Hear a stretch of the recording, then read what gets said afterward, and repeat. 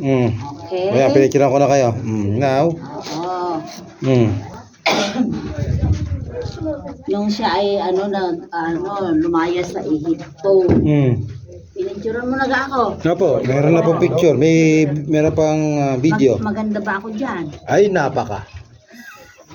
Bahala na kayo mag-explain sa napaka. Hindi kilala ng mga bata si Pietro. Sabihin mo sa kanila, tayo kwenta natin. Mama, tingin. Father-in-law. Ba? Tawag doon? Padre-in-law ni Moses. Mga father-in-law. Ano ng mga bata? Kasi maring Gracie. Oh, let's go na. Sa cave ni Jethro.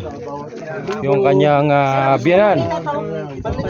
Na Diyos sa Moises may anak siyang 10 dalaga na nakasama niya sa pagpalaya sa ano. Tapos nung nagkaasawa na siya, di ba? Bumalik siya sa Egypt. Doon niya kinuha. Oo. Doon niya kinuha yung mga Israelita. At nangusap ang Panginoon sa kanya. Kaya Wow. Basa niyo phone. Pasitabi lang ho.